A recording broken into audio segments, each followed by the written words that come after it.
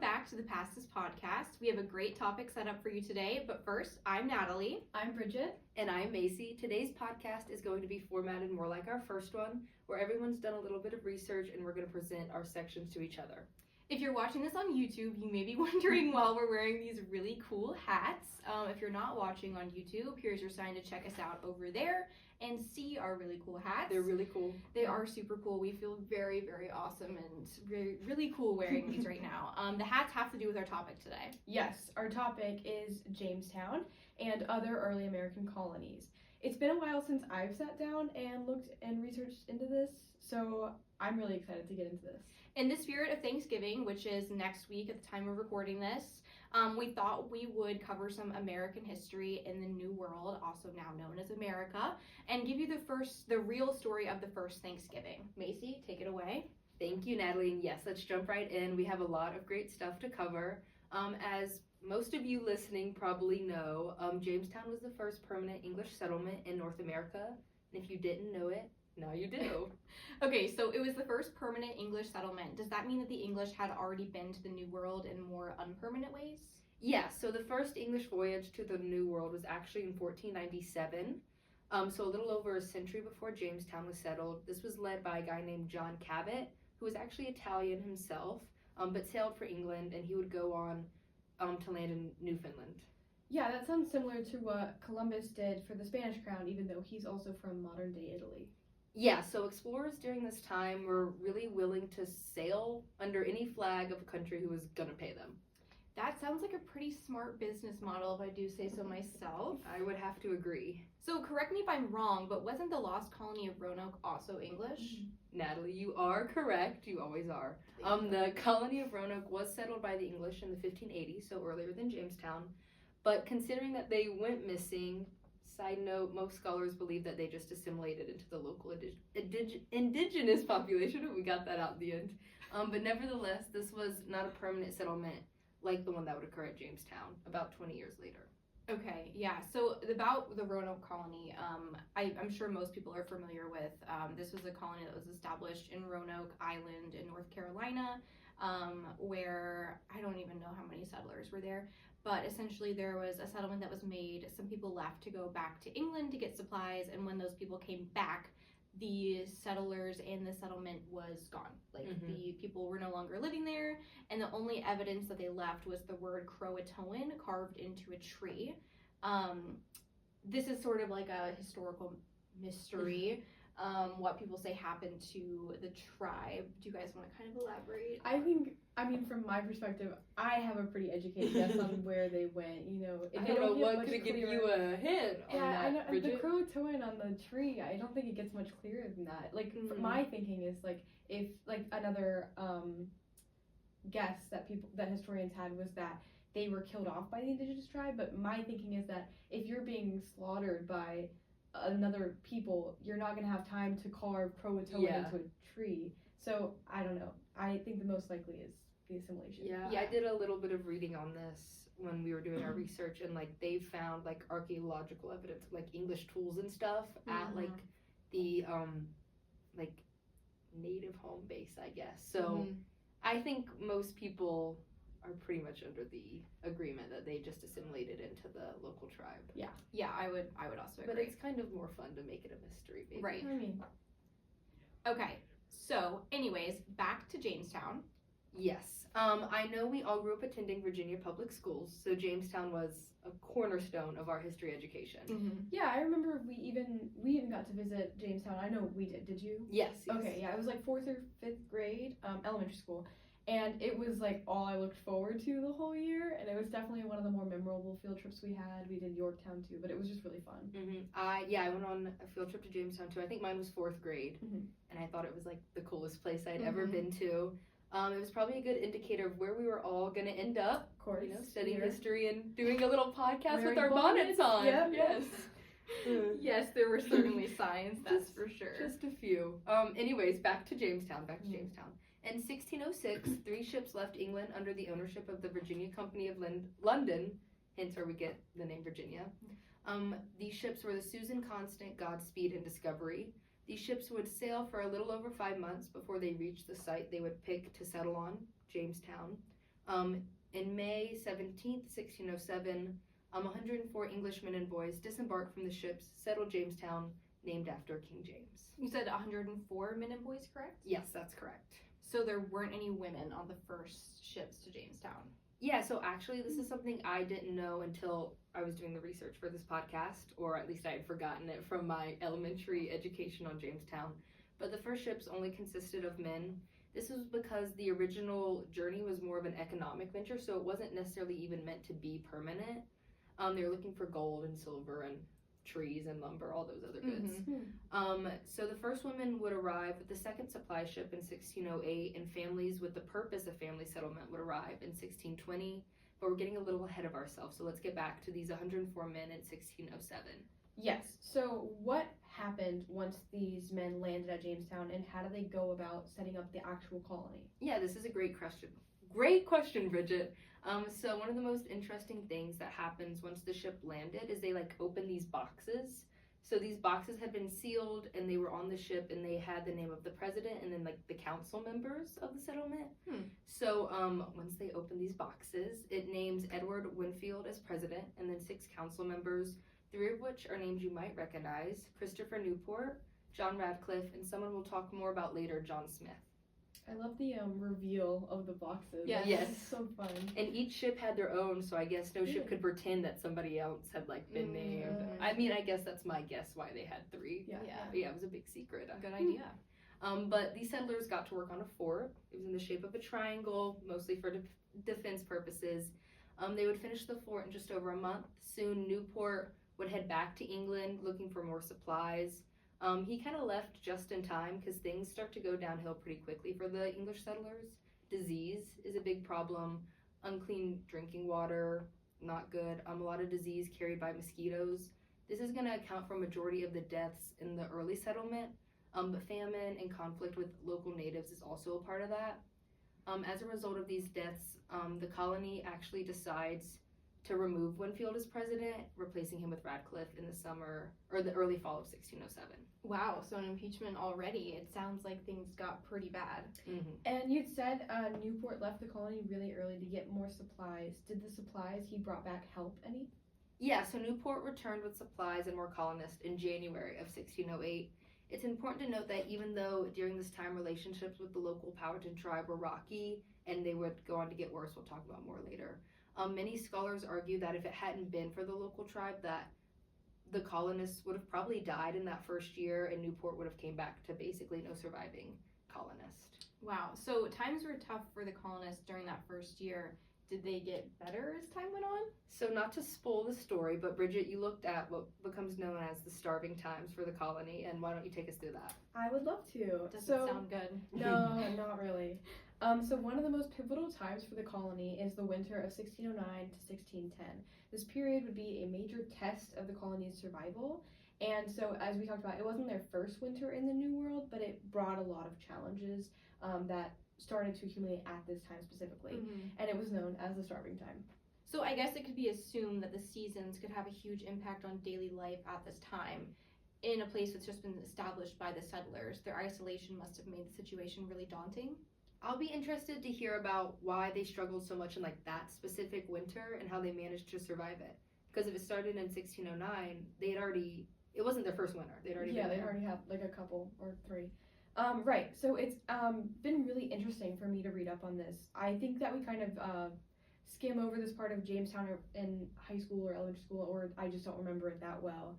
But the in-depth story that I got to find was really captivating for me. So I guess we should get some context first. Always good. Yes. So as we've established by now, the colonists get to where they'll set up at Jamestown spring of 1607. They actually had unfortunate timing because they got to this area at the start of a 7-year drought from 1606 to 1612. This is important to note because it really would affect food. So they've just arrived in a new territory and have to learn how to grow food in both unfamiliar and it sounds like struggling land. So that's really stressful for them, obviously. they're also really disconnected from the rest of the world that they know of, like I mentioned earlier. Yeah, and even though England had been made aware of the struggles with food supply, the attempt that they had to send help in the summer of 1609 was obstructed by a hurricane that wrecked some of the ships. One of their biggest ships was one of the ones wrecked. So some of the help would arrive, but the bulk of it was lost. So because it was called the starving time, I can sort of infer just how these problems would affect the colonists in Jamestown. Were there other factors that sort of exacerbated their struggles? Definitely. It would have been difficult with just the food problems alone, but things were made worse by other events happening at this time too. So I'm sure you're all both familiar with John Smith, who we mentioned briefly, but you might know him from the Disney Pocahontas movie. Mm-hmm. Yes. Yeah, I know the movie has its issues, but I do think the soundtrack is like one of the more like it's really good. It's really You good. and I really loved it growing up. We watched it a lot growing up, so. Yeah. Well, John Smith was a real person, and he was there at Jamestown. And he was actually very important there for a while. When the colony was first established, like we talked about, Smith was appointed to Jamestown's council, the governing body there. And then in September of 1608, he was actually elected president of the colony. They were going through presidents, Yes. man. Yeah, apparently there were, I don't know what the problems were, but yeah. So we can all pretty much envision the John Smith from the Disney movie. Mm-hmm. But was he actually like that as the leader of Jamestown? So it's common knowledge that that movie's really not accurate. Yeah. And the depiction of John Smith is one of the inaccuracies. But he did enact some good as Jamestown's leader. He is known for implementing the common sense laws, one of which is he that will not work shall not eat, things like that.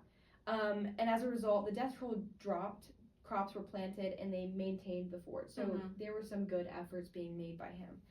Unfortunately, however, when it came to the relations with local indigenous tribes, namely the Powhatan Nation, Smith's diplomacy often gave way to violence and aggression. One example being he took food that he wanted from them and then destroyed their villages. Yeah. So this whole thing in like the movie, if you haven't seen Disney's Pocahontas, is that John Smith and Pocahontas they fall in love allegedly. We know this to not be true. No, it's not. She actually, Pocahontas ends up marrying John Radcliffe, right? Yes. Yeah.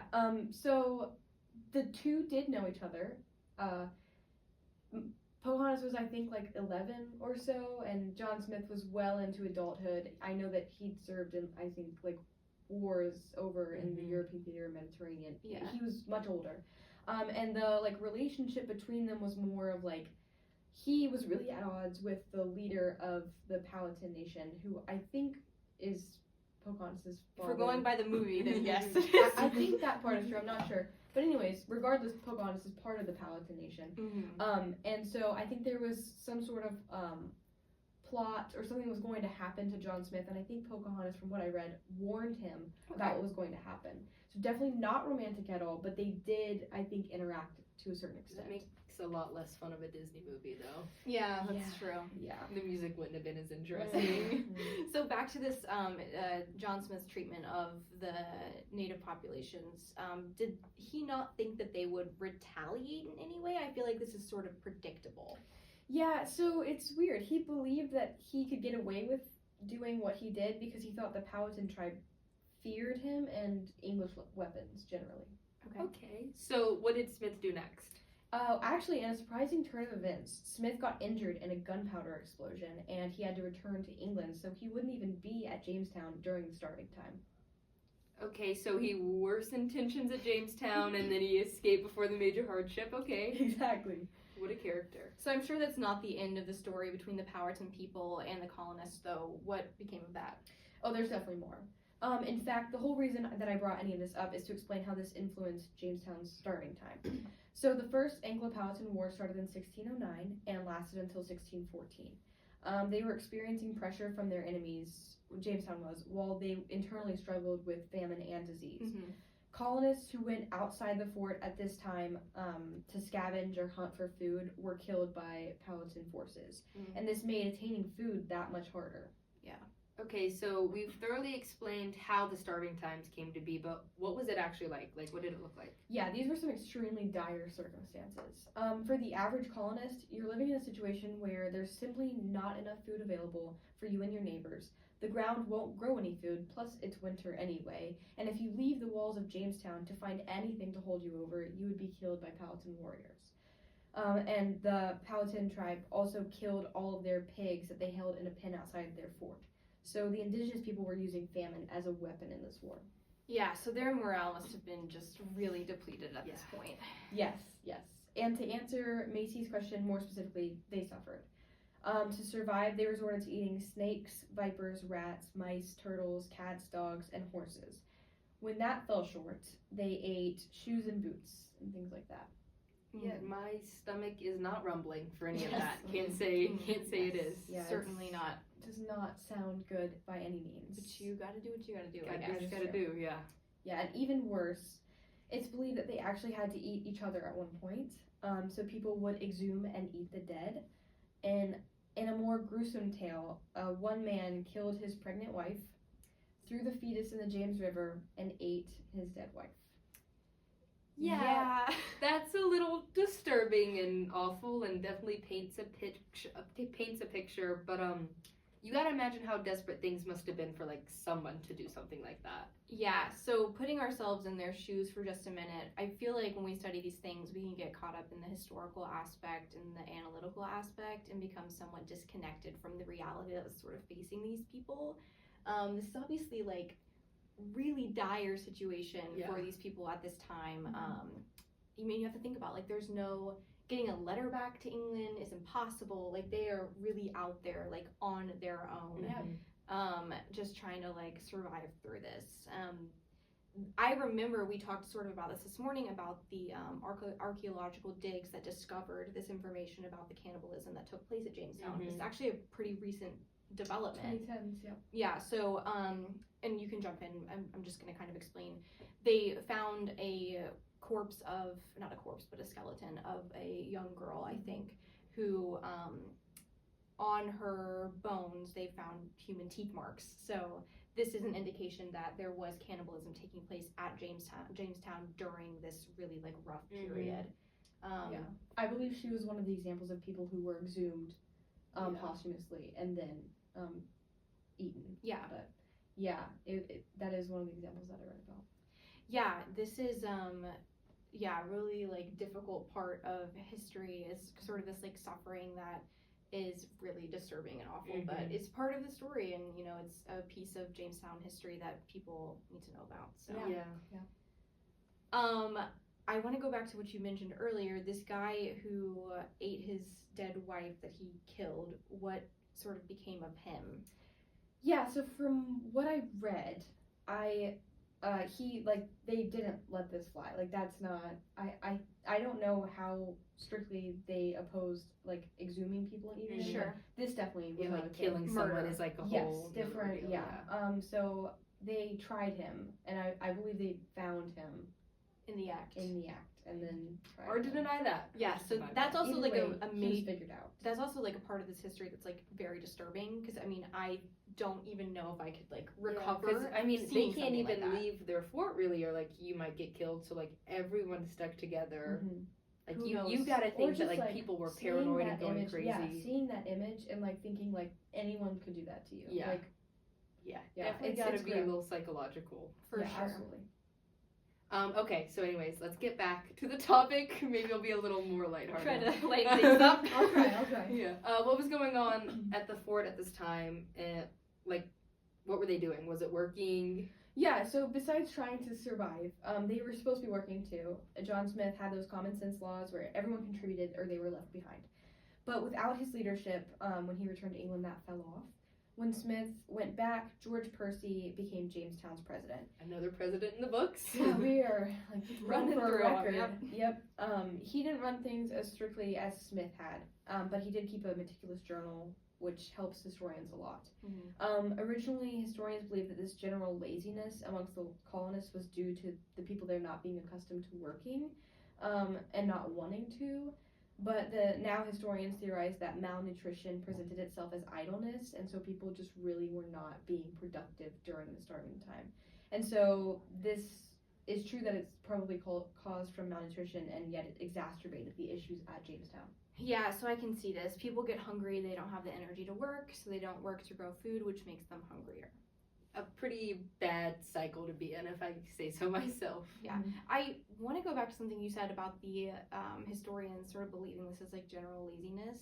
I feel like as you know, the three of us study a lot of like history, this is not a conclusion that I would like, you know, I don't think, Yeah. and maybe that's, you know, hindsight's 2020, but I don't know, like something about this is just like, okay, you attributed it to just them being lazy. Yeah. I don't I really think know like about that. historians closer to the starving time were the ones saying that this is just general laziness Okay. of the people not wanting to do their jobs, and that more recent historians have been like, well, malnutrition can definitely influence these things. But it is Yeah. interesting because you like the plausible assumption is that if people are starving, they'll Yeah, do if you get anything hungry to enough, you're gonna yeah, do Right. whatever you can. yeah, and also the other factors that I've been talking about have to contribute to Yeah. but Certainly. it is interesting. Yeah, so looking at the aftermath, how did the starving time end, and then what came after this? Yeah, so the Powhatan Nation ended their siege on Jamestown in May of 1610 as they were starting to plant new crops for the year and needed to focus on that rather than this issue. And so the colonists could now go out and find food, which helped. On May 24th, one of the wrecked ships from the summer of 1609 that I mentioned finally made it to Jamestown and provided some relief as well. Better late than never, I guess. Yes, but they were horrified at what they found. At the start of the winter, Jamestown had 240 colonists, but the Sea Venture ship found just 60 when they arrived. Yeah. At this time, the disaster was blamed on the idleness of the people, like we talked about, So weird. and stricter leadership, which was implemented after the starving time, did help to create more participation from the people. Okay. Yeah, and they probably had no idea about the drought going on. They were so unfamiliar, like, with where they were. Mm-hmm. Yeah, it's also hard to overlook the conflict with the Powhatan Nation, though, as that probably contributed to a lot of the hardship as well. Yeah, you're right. In the end, though, Jamestown would survive the starving time, learning that they could handle really dire challenges. This also dispelled the idea that the New World was bountiful and forgiving in this paradise, and they now saw the more realistic side of this new territory and how easy it was to fall on hard times when you're across the world from the government that's sponsoring you. Mm-hmm. It's honestly, at least to me, like, incredible that they survived at all. Like, it seems unlikely. Mm-hmm. Yeah, and truthfully, I didn't know or remember much of this before doing this research and looking further into it for the podcast. So I was really intrigued by what I found with this. Mm-hmm. Yeah, me too.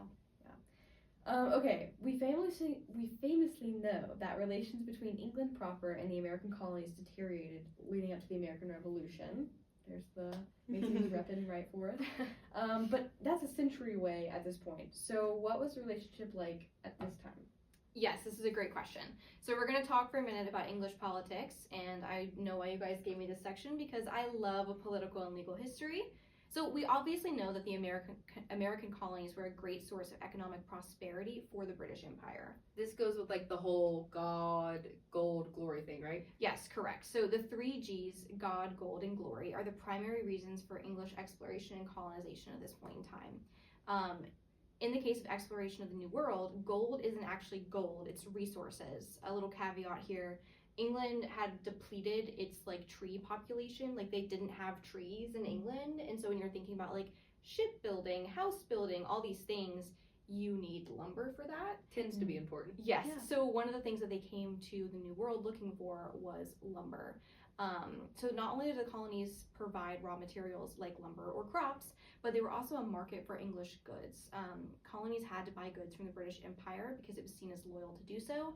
This is a concept known as mercantilism, which comes into play much later in like the 1640s and 50s, and actually is one of the like issues surrounding the American Revolution. Very interesting stuff.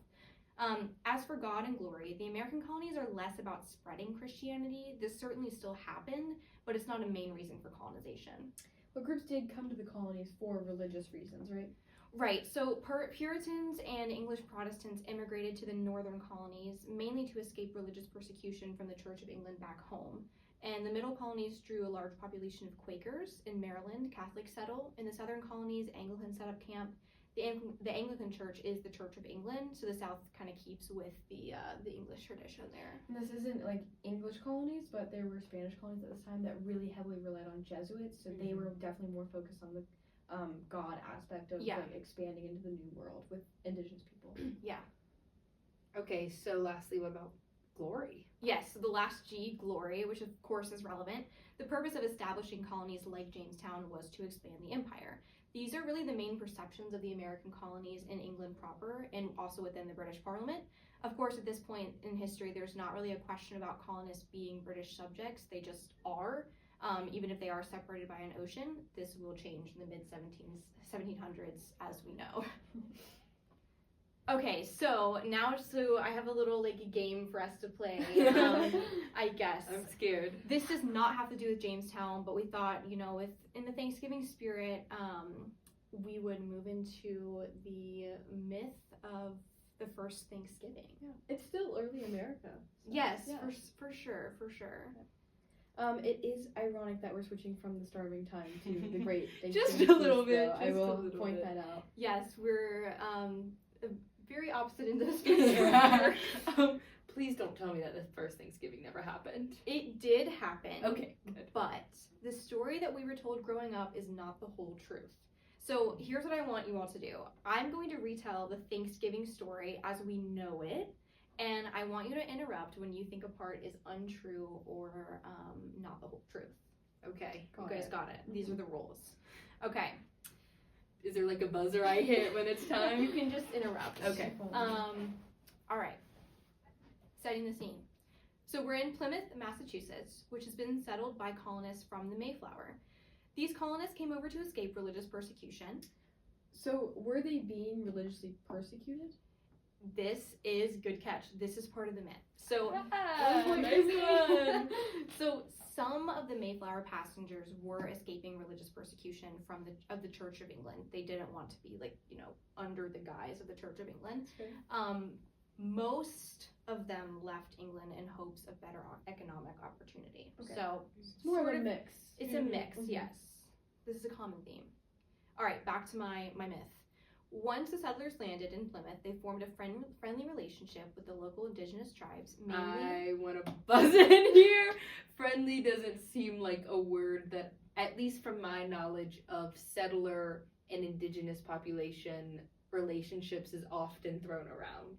yes, you are correct. Point for Macy. Put it right here. Good job. This is part of the myth as well. So the relationship between the native or indigenous population, the main tribe was the Wampanoag, and the Mayflower settlers was certainly cordial. However, it's purely political. This idea that they had these deep interpersonal connections and they were friends is not true. It's false. Mm. The tribe was looking to form a trade connection with the settlers. They'd actually been introduced to English settlers before. I don't really know much about that. It could have been French, but they were familiar with English people coming to their land, and they were wanting to strike up a trade deal essentially. Okay. So the colonists were struggling, back to my myth, the colonists were struggling to grow crops in the New World and were starving because of it. To prepare to make it through winter, they received help from a Native American named Squanto. Squanto helped the settlers plant crops and taught them techniques on how to grow food in the New World. Is this a myth? Is this a myth? Yeah, there are actually a few things about this that are a little bit... Okay, another point for Macy. Yes, Macy's winning. All right, so Squanto, his name is actually Tisquantum. His name, I really don't know why they shortened it or changed it. Because they didn't even really Anglicanize it, really. No, his full name is Tisquantum. And then he did help the settlers plant crops and teach them techniques on how to farm. But I think this is missing a little bit of context. Tisquantum, while he did help the settlers, it usually goes unsaid that he was taken prisoner by the English before, way before this, in the 16 teens. And he was a slave in Spain. So this is how he learned English and was able to communicate with the settlers. When he returned to the New World after, I'm not exactly sure how he escaped slavery, but that wasn't... Shut out? Yeah. But when he returned to the New World, to his homeland, to reunite with his tribe in 1619, he found that they had been ravaged by smallpox, and the Mayflower settlers now resided on his land. the land where his village was is now Plymouth Colony. Mm. I find that really kind of sad. Like, he came back to find his For all tribe. that time, yeah. And now And somebody else is literally just living on your land. That's like, Yeah. Yeah, so I didn't actually know that part. I didn't know that either. Okay, so the 1621 feast, or the first Thanksgiving, was a result of the prosperous farming practices. The feast lasted 3 days, and the Pilgrims invited the local tribe to join them in celebrating their friendship. Okay, so I think 3 days sounds like a bit much. I don't know. Oh, my Our feast Thanksgiving lasts is 3 days. I It's don't know really what just you're talking about. Thursday for us, so. Yes, so this is a myth. There's really no evidence to back up this. Okay, we're tied. Yeah. There's really no evidence to back up this 3-day thing.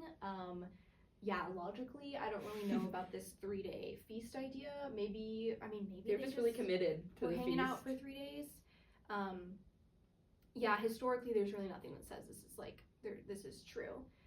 The second part of this is the invitation that was extended to the local tribe. Historians actually say that it was more likely that the Wampanoag were already near the settlement, or that they heard celebratory gunfire from the Pilgrims and came to investigate. So they weren't actually ever invited to the first Thanksgiving. Okay. The last part of the story is that they ate together, they played games, and prayed with each other. Is this true? This is true. Hey! Some part of it's true. This is the part that is true. The indigenous tribe, the Wampanoag, and the English settlers did have a feast. They ate, they played games, they prayed. So yeah. Okay, so that wasn't, as bad or off as I thought it was going to be. There's certainly some stuff left out or added, but it's not, there are definitely parts of the story that are just true. So Yeah. that's good. Yeah, so honestly, when I was researching, I was expecting to find a lot more discrepancy, but it seems like it's a pretty accurate retelling. Although the part about Disquantum was certainly not taught to us as kids. Weird question, but what did they eat? Was it the Thanksgiving food we have now? Are they eating turkey and mac and cheese and rolls and mashed potatoes and all that good stuff? Yes, so no. They Heartbreaking. served fowl and deer meat, as well as cornmeal, pumpkin, succotash, I think I'm pronouncing that right, which is a blend of beans. It's a Native American dish, and cranberries. Oh, What do some you- cranberries are in there. You think you would be able to hang with it on the first Thanksgiving? I'll try anything. I mean, once. only if it lasts 3 days. Yeah, Right. it That's has to my be a 3-day rule. feast. Yeah. Yeah, that is the real-ish story of.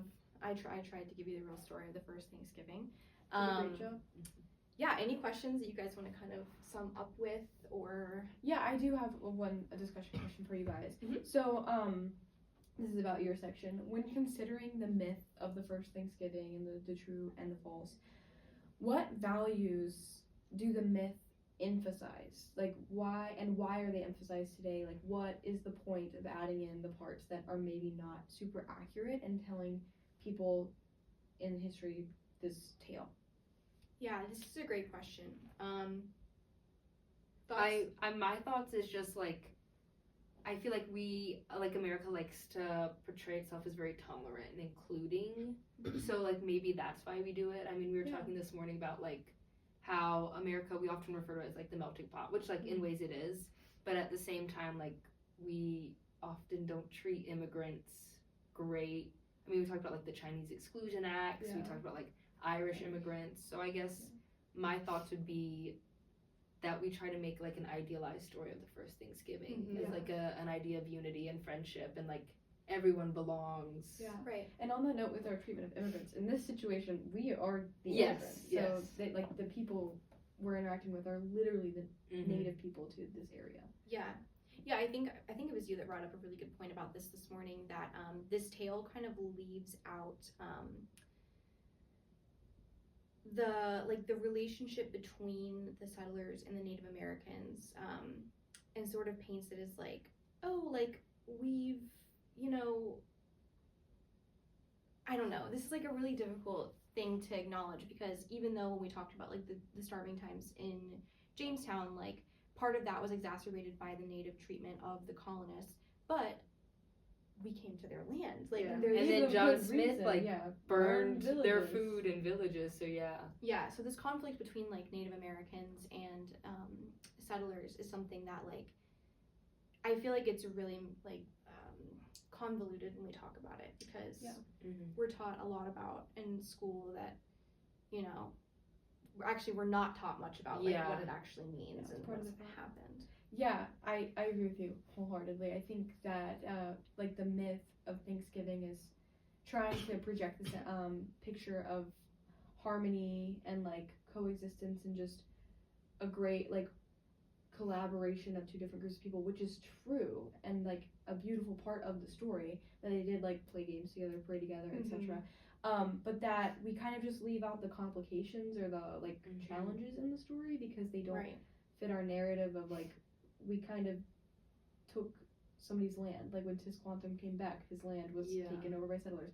But I think that like rather than just pretending it didn't happen, you can talk about harmony through these challenges that happened and struggles between them. So and I think like the presence of like the conflict and like not even really like conflict, but sort of like working through being two different groups actually like makes the story like richer. Like it doesn't really have to be this like, oh, we were friends from the start. Like it was interesting. That kind of leads me to like a question, like, do you think, like, why do you think we teach kids like this Thanksgiving that's like a little different, like more digestible, I guess? Yeah, we certainly like water things down, like the slavery aspect of like his story. It's certainly not told for it's difficult to like make a 6 or 7-year-old understand that. But I don't know, like I think that it's possible that I would have just like I would have understood this at that age. I don't know, and like I said, like I didn't think this was that much of an inaccurate retelling, so I do wonder about these pieces, like why are they so different than what actually happened? I agree. I think it's there's a level to which you kind of have to make things palatable for a younger audience, but there's things that you can still talk about with younger kids and like still have an accuracy in the story and not like expose them to too much, I guess. So I mean, we all are history majors and we were all surprised by the real story, so I just think it's interesting that maybe like making it more digestible when you're younger, but that story like continues throughout your time in school. Like it doesn't change with like maturity or growth or like knowledge. I just it's kind of interesting to me. And it's been a while since we've been in elementary school, so maybe the story is more accurate. If you're in elementary school, let us know. All right, last question before we kind of wrap this up. What is your favorite Thanksgiving food? Oh man, this is the real important question. You love Thanksgiving food, right? I do. I think that it's all good. If I had to pick a favorite, I think it would probably be stuffing. That's gotta be like my least favorite. Like stuffing. Although to be fair, I'm a pretty picky eater when it comes to Thanksgiving foods. So I'd have to say that my favorite is the spinach artichoke dip. It's something that our which family is not does. normal for everyone else. It's not normal. I don't think the colonists had that at their Thanksgiving. It's very I don't know, uncommon, but not like a staple, whatever. But our family does it, and it's so good. I don't know. It is really good. Mine's got to be the mac and cheese. That's a classic. Anyone that has, a grandma knows that mac and cheese is always good. At least a Southern grandma. Who can cook mac and cheese. Yeah, I feel like that's such like a common staple. And you can't go wrong. You can't go wrong. It's so good. I now have a fun story to tell everyone at Thanksgiving, the real Thanksgiving. I thought you were about to tell us a story. No, I don't have a story about mac and cheese. Yes, please inform your families of the real story of Thanksgiving. Anything else? Probably I'll wear this hat to Thanksgiving to tell them. Yeah, it'll look great. If there's nothing else, thank you all for tuning in. If you're watching this on YouTube, go check us out on Spotify. If you're watching or listening on Spotify, go check us out on YouTube to see the really cool hats. They're really cool, guys. We swear. And we'll be back soon with you for to share another story. Happy Thanksgiving. Happy Thanksgiving.